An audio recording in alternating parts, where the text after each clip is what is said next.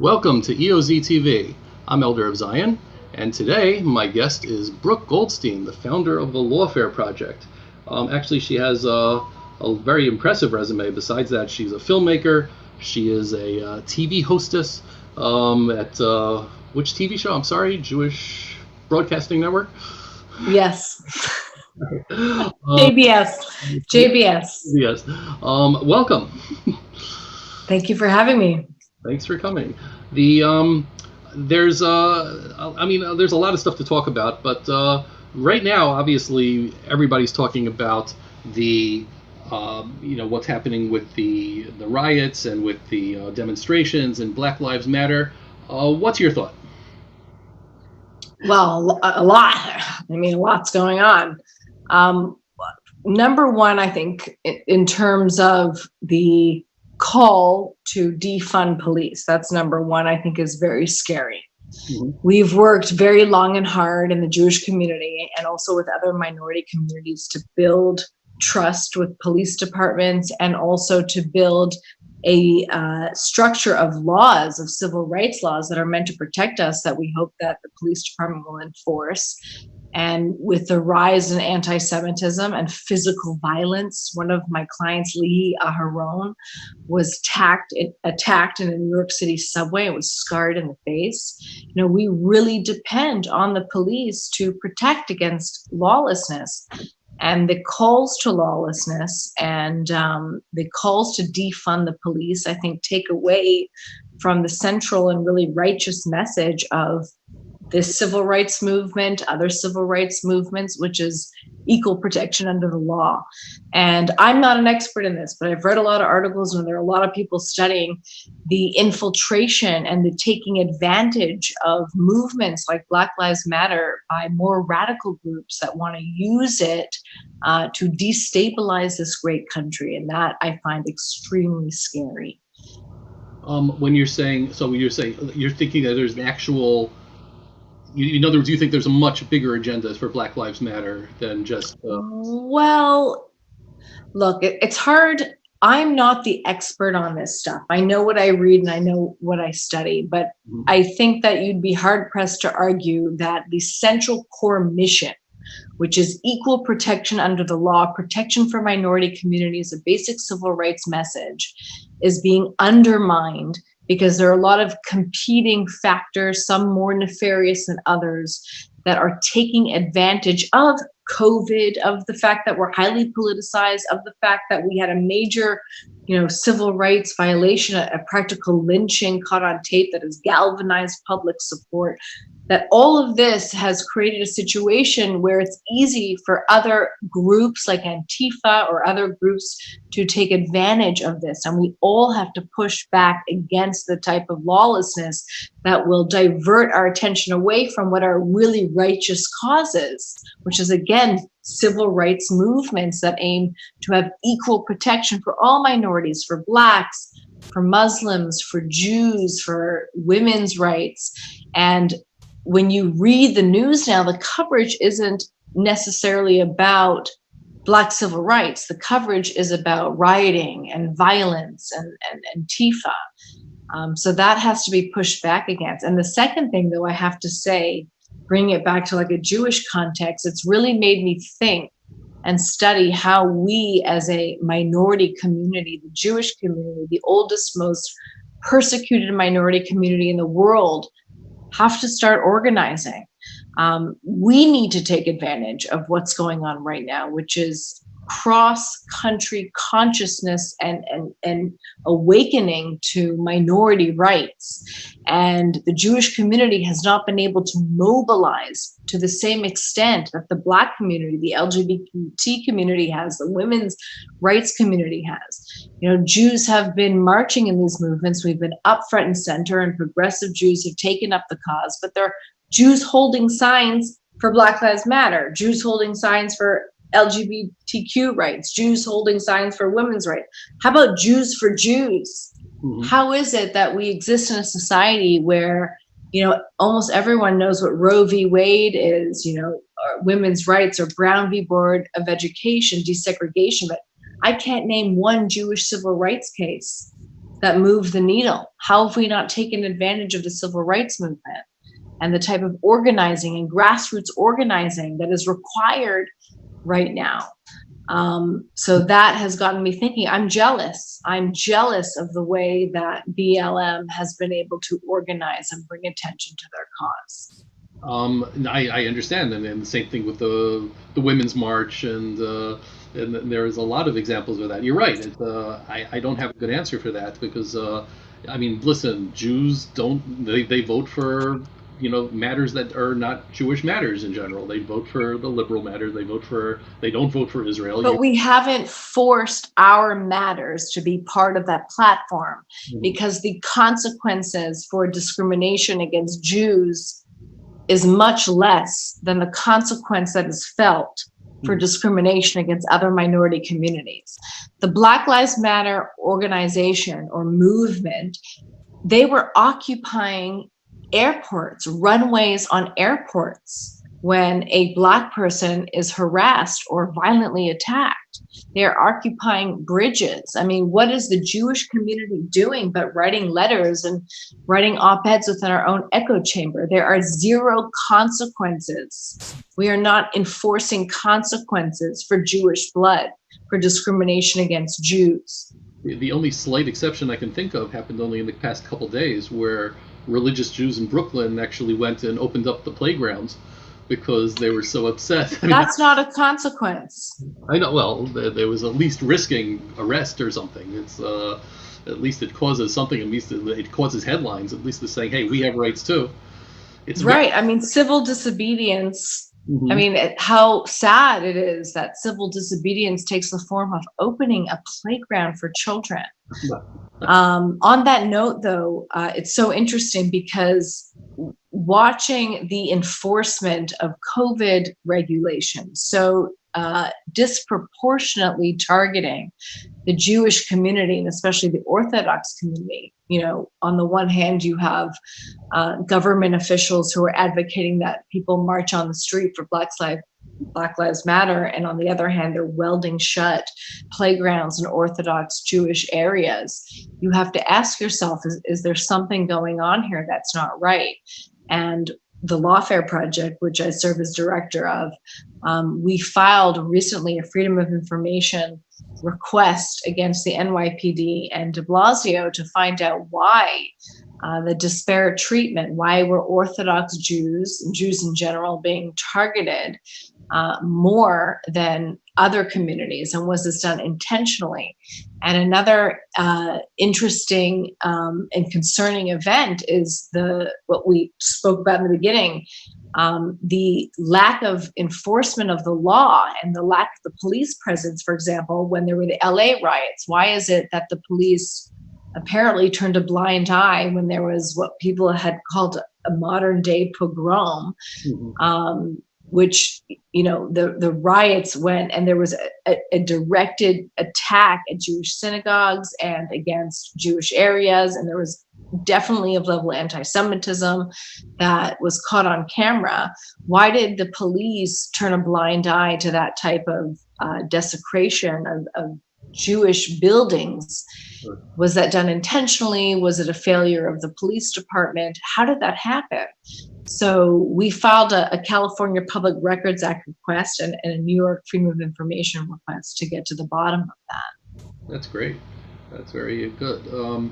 There's, part of what's happening with all of this is, what's called the cancel culture, and people are now afraid to say anything out loud because of what could happen to them.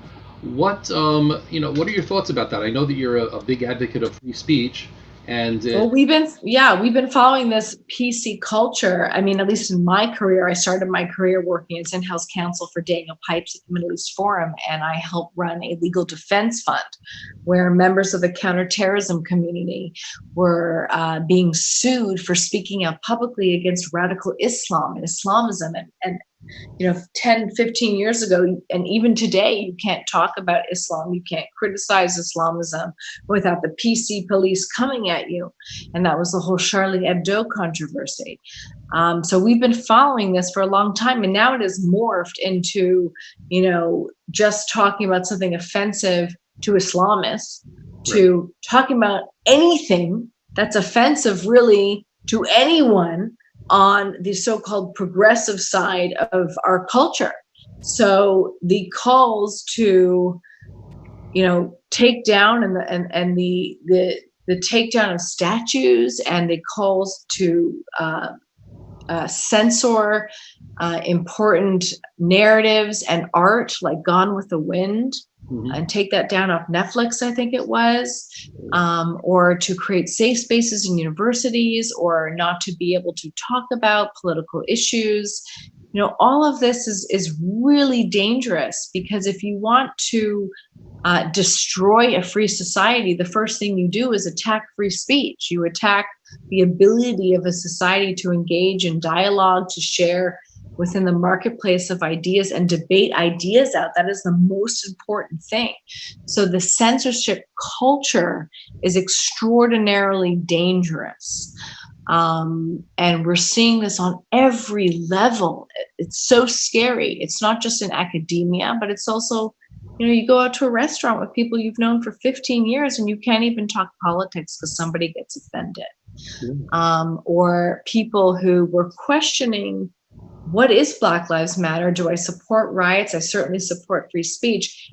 Pressured to black out, or pressure their Instagram account, or pressured to say something, because if they don't, they're part of the problem. Right. It's very dangerous. Then that's it. That's the end of your career if you just say those 3 words of all lives matter. That's it's like, or it's not just Black Lives Matter. I think it's actually offensive to say all lives matter, because when I'm talking about, let's say, a family that's murdered from a terrorist, let's say an Islamist terrorist in Israel, I don't want someone to say, well, but the Palestinian lives too. I mean, I want to focus on what I'm talking about. And Black lives do matter. And that's an incredible slogan. And they've done an incredible job galvanizing national support. Where is our slogan? Sure. Where's Jewish Lives Matter? Where is Jews for Jews? How come we haven't been able to organize and mobilize and train at the level that they have? And that's what we should be spending our time and effort on, figuring out how to do that. I definitely agree. I mean, again, when I say, I'm just saying, I was just talking about the cancel culture of being unable to say it. I'm not saying that. I certainly understand the offensiveness. I certainly remember, when Ilhan Omar was going to be censured by Congress, and then it turned into just a generic, we're against bad stuff. So of course, right, when they could not, it was a resolution or something that was meant to condemn anti-Semitism that got watered down into condemning all forms of hate. Right. Exactly. That was crazy. There's a lot of stuff going on, obviously, and you're certainly involved with a lot of things. I know that like BDS is one of the topics that you get involved with. Can you say what's been going on with that? You ask the most pointed questions. So I think that we have an incredible opportunity right now, because we have a time when the pause button has been hit, when schools are closed, that the anti-Jewish elements and factions thrive. When campuses are open, they have the BDS votes and, Israel Apartheid Week. Campuses are closed right now. And we've been working very hard with elements of academia and with the in-house council of specific campuses to make sure that we spend this time ensuring that the proper legal protections are in place for Jewish students when they come back to campus, that they're not discriminated against. The policies are in place to protect them as a minority community and also protect Zionist Jews. Zionism is an integral part of a Jewish identity. And also courts are open. So our cases have been going. We just actually entered into a settlement with the National Lawyers Guild. The Lawyers Guild is one of the oldest guilds in the United States, and unfortunately, they passed a resolution calling for the boycott and commercial discrimination against Israelis, and this is illegal under New York state law. So our client, which is a company based in Israel, sued the National Lawyers Guild because it discriminated against them. The client attempted to buy an ad in the Guild's annual journal, and the Guild replied. I think they refunded the money and said in an email, "I'm sorry, something to the extent of, we don't do business with Israelis." And so the company worked with us to sue the National Lawyers Guild, because you cannot engage in commercial discrimination against a party who is part of a protected category. Like, you cannot have a restaurant and say no blacks allowed. You cannot have a club and say we don't allow Chinese to be members. You cannot operate a guild or a company or business and say no Israelis allowed. It is illegal. National origin is a protected category under New York anti-discrimination law and a lot of states' anti-discrimination law. And I think the National Lawyers Guild realized that they were going to lose. So they settled with us, and ultimately they ended up having to admit that their BDS resolution is unenforceable because it calls for unlawful discrimination. So how ironic is that a guild had to be sued, a lawyers guild had to be sued to force them to say and not violate New York State anti-discrimination law. And they're also going to carry the ad from our client, and they're going to do business with an Israeli because that is the right thing to do. And I think it's an incredibly significant settlement because it sends the message to everyone out there that commercial discrimination, or BDS, against Israelis and Jews is unlawful under New York State law. And even the National Lawyers Guild has admitted as such. No, that's really great. But again, and it's amazing. Like you're saying that a lawyers guild is engaging in what's really illegal activity in New York. Well, that's how perverted this group has become, and how the rule of law and the respect for civil liberties is undermined by hyper politicized anti-Jewish agendas. It's true. You also, I've heard you speak a bit about the use of language, that we should not be accepting the language of our enemies, and that we should be really changing that around, which is a theme that I mentioned a number of times as well. Can you give some examples? Well, look what's happening now. All we can do is talk about annexation. Is annexation good or bad? The fuck annexation? It's reunification. We don't annex Israel. How can Israel annex something it already owns? Even those who are calling for Israel to give up the land, how can they give up something they don't already own? Any student of the law knows that Israel and the Jewish people have full sovereign legal title to what was known as Palestine, from Balfour, from San Remo, the Anglo-American Treaty. It's all there. And all Israel has been doing is constantly chipping off what it has sovereign legal right to exert authority over. Mm-hmm. And the constant use of a language like occupation and annexation, it just undermines our own cause. You will never win an argument using your opponent's terminology. You just can't. I hate when people say things like a settlement. What is a settlement? There are Jewish homes, there are Jewish towns, there's cities. This is not, Russia in the 18th century. These aren't settlements, these are towns. And if anyone, even says that a settlement, a Jewish home, a Jewish town is an obstacle to peace, is an obstacle to a Palestinian state, what they're really saying is there should be no Jewish homes in the future Palestinian state, that any type of Islamist state of Palestine should be Judean reign. And when you talk about things the way they really are, and stop using terms that are meant to obfuscate or to confuse you as to what they really are, you're going to lose the argument. If you say to someone, is a Jewish home an obstacle to a Palestinian state, and they say yes, what they're admitting to is there should be no Jewish homes in a Palestinian state. That's racist. 100%. It's and it is. I mean, again, even the question of they say, well, I'm not anti-Semitic, I'm only anti-Zionist, and Yeah, Well, we give them that because the other term that we keep using is pro-Israel advocacy. When a Jewish student is attacked on campus and said, "Hey, Israel is an occupying state or Israel is an apartheid state," the answer shouldn't be, "Well, Israel has Arab MKs and Israel has great beaches. We have a great pride parade, defensive, defensive, defensive." The answer should be, "Fuck you, you racist. Why the hell should I answer for a foreign country 3,000 miles away because I'm Jewish?" Do you go up to a Chinese student and say, "Hey, you Chinese student, what can you justify China's one-child policy?" Or, "Hey, you, why does China have COVID?" Do you go up to a Muslim student and say, "Hey, you, can you argue against Iranian nuclear disarmament?" No, that would be racist. You'd be going to a student because of their ethnicity or their religion or their cultural background and asking them to defend a country just because of the way they look. But when it comes to Jews, that's okay because our entire society and philanthropic initiative has been revolved around pro-Israel advocacy, that we should go and send our students to campus to defend a country thousands of miles away.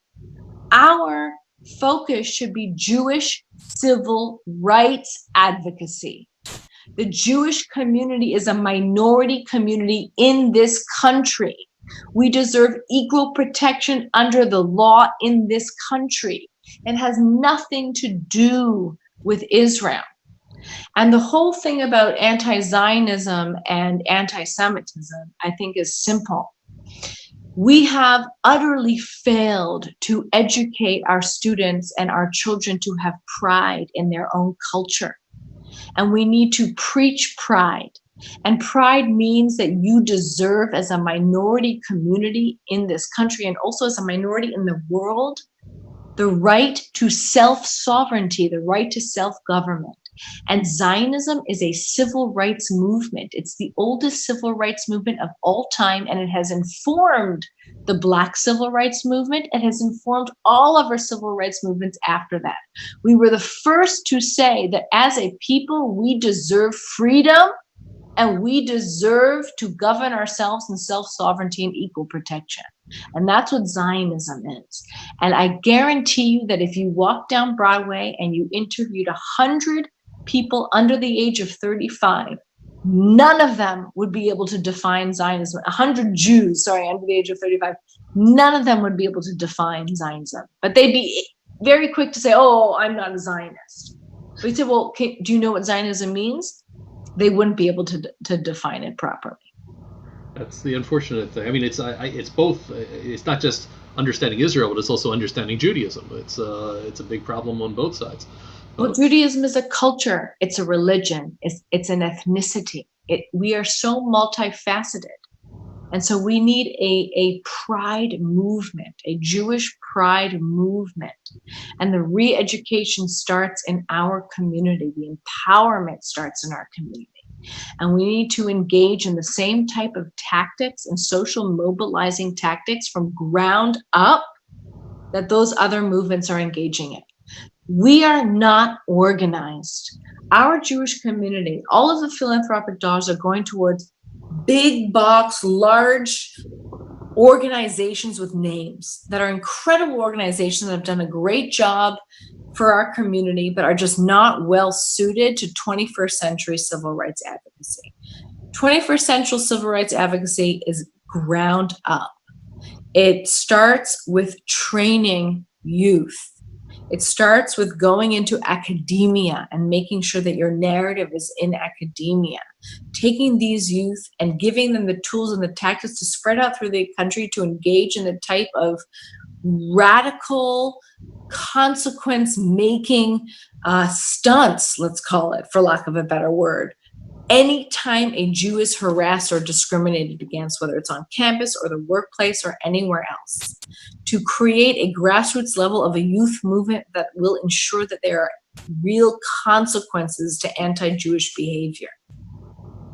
That's really great. I love hearing this. The pride is a problem. Academia, I get nervous because it feels like it's lost. I mean, it's certainly It's not lost like this. It didn't just happen overnight. For the past 15, 20 years, this country has allowed foreign governments like Qatar to fund our institutes of higher learning to the tunes of hundreds of millions of dollars, to staff up ethnic studies departments, to institute training programs like we saw at Duke and UNC for K through 12 administrators, to teach them a narrative funded and directed by a foreign government.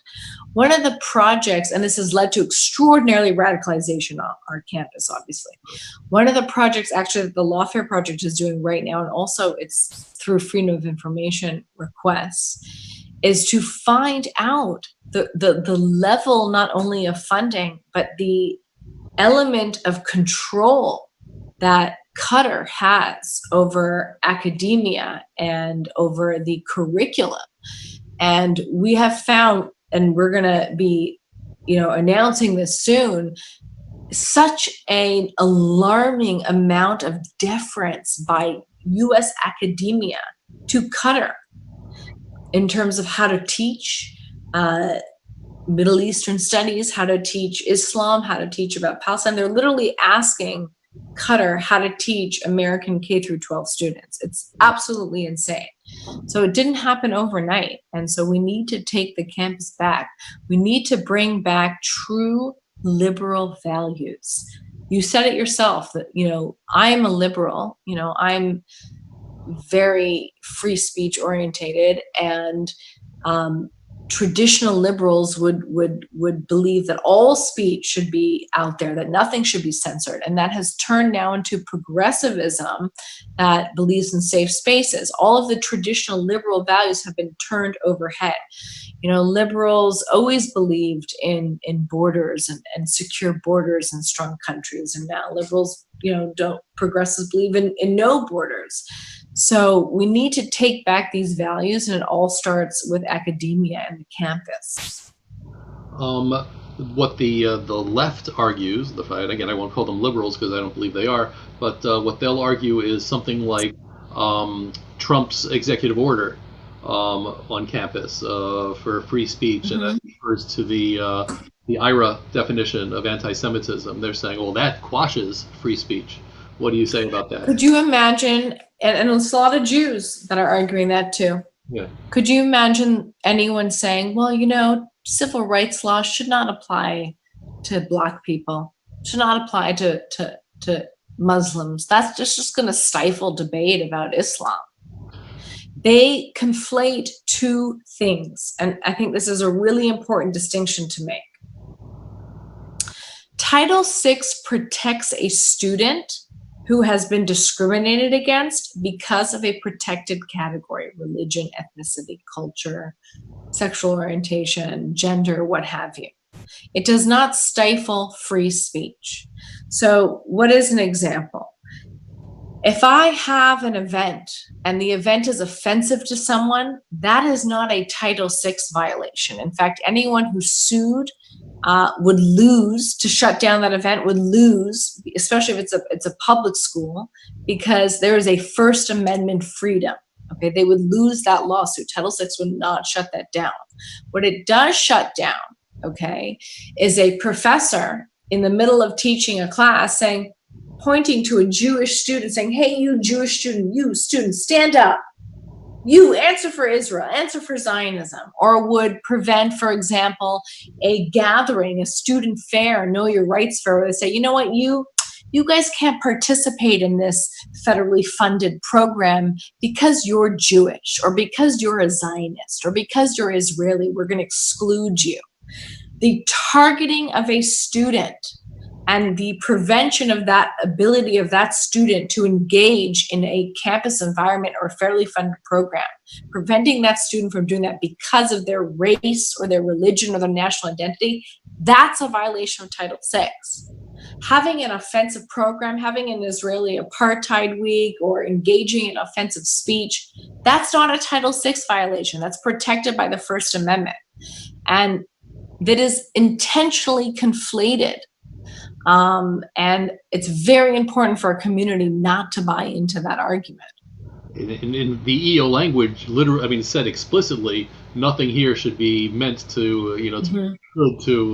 to violate the First Amendment. I mean, it said it completely explicitly, and people are still saying, oh, that the EO is going to quash free speech. It's insane. Right. And we're sitting here and debating the fine legal points when literally, if anyone came out and said Title VI shouldn't be applied to Blacks or shouldn't be applied to Muslims, there would be outrage. There would be people calling those people racist and disgusting and humiliating them. And the Jewish community doesn't have the gusto and is too embarrassed to stand up for themselves in that type of aggressive manner. 100%. We just have to figure out how to organize is the problem. Well, it starts with the youth and organizing the youth and conducting training programs and allowing them to go out and create a decentralized, organize. Well, that's kind of a contradiction. Training people to create a movement that doesn't have to be so centralized, doesn't have to be under the umbrella of the Federation or the umbrella of so-and-so NGO. And that's how women's rights movement and Black lives movements work, is they're highly decentralized and they are philosophy based. They're not 501c3 organizational based. They're not top down. Mm-hmm. I mean, I know that the Palestinians try to hijack pretty much every cause that's out there, as well as the anti-Israel groups, and they'll try to say, well, the blacks are just like the Palestinians or something like that. Are you seeing any traction of that with Black Lives Matter happening? I know they're trying, but I'm not sure if I'm seeing any traction this time. I wouldn't be able to measure traction because I don't know what other people are seeing or buying into, but I'm hearing a lot about it. There's a lot in the Jewish media about it. And I would think that they did have a lot of traction in the beginning when you had people like Linda Sarsour, who was running the women's movement, and something like a Chelsea Handler praising Farrakhan. Yeah. There should be serious consequences to that. Yeah. And that's part of the country. I mean, obviously, you're big on free speech, so we're not going to cancel her. But why is it that you say certain things against other groups, and your life is over, you lose your career, and a person can publicly praise an anti-Semite and defend that praise, and it's like, okay, no big deal. Yeah, because we have not, so far to date, created the type of content that is needed to disseminate, to create a national conversation, like social media content around a Chelsea Handler. Yeah. Like no one is taking it upon themselves to really organize against her or target her and shame her and ridicule her the way that she deserves to be. Sure. What's the latest stuff happening at your group at the Lawfare Project? Any neat stuff you're working on? Well, yeah. I mean, look, COVID's happening, but unfortunately, there's high levels of discrimination still happening against the Jewish community. We mentioned the discriminatory application of the COVID regulations. There's 2 of the cases that we're actually about to announce next week are hospital cases where one Jewish nurse and also another, I don't know if they're a nurse or not, they're definitely a part of the hospital or an employee at the hospital, experienced severe discrimination because of their religion. So we've taken on those cases. And unfortunately, there's a huge demand for our services because we really provide the only pro bono legal network for the Jewish community, not just in the United States, but also in Europe and in Canada. And it's really challenging because I'm turning down a lot of very worthy, relevant cases because we just simply don't have the resources to be able to properly represent them. And I've always said, I shouldn't be the only person in this game. And what I'm really glad to see is the concept of Jewish civil rights litigation take hold, and other groups to pop up in Europe. There's UK Lawyers for Israel in the UK. We have an office in Spain. We're actually thinking of opening up an office now in Israel. There are groups now in Canada. And I think it really is about time, because every other minority community has been able to effectuate change using the legal system, not just lobbying, but also bringing seminal civil rights cases, like I mentioned earlier, Brown v. Board of Education, Roe v. Wade. Where are the seminal Jewish civil rights cases? So I think it's a really exciting time for us, because we're setting really interesting precedents in law. And I also think that we have an opportunity now to take advantage of the national consciousness, which is very civil rights orientated because of Black Lives Matter, because of the women's movement, to also bring national attention towards the Jewish cause here in America. No, that's great. Just if you could just quickly answer, what exactly was the discrimination against that Jewish nurse? So what exactly happened? So our client was fired for refusing to show up to work on Rosh Hashanah, even though he followed the rules and gave advance notice and was told that he'd be able to take Rosh Hashanah off, and he experienced really revolting anti-Semitic discrimination. And I really hope, because new laws have been passed that give hospitals an element of immunity because of COVID from liability, that the hospitals are now not taking advantage of this and treating their Jewish employees and think in a discriminatory way, and thinking that they'll be able to get away with it, because they won't. And it's a huge shame, especially in this climate when we're all coming together to help each other, to rise up with each other, to treat people who are dying of a new and very scary virus. At the same time, hospitals are still engaging in unlawful discrimination against their Jewish employees. It's not right. It's disgusting, and we will not let it stand.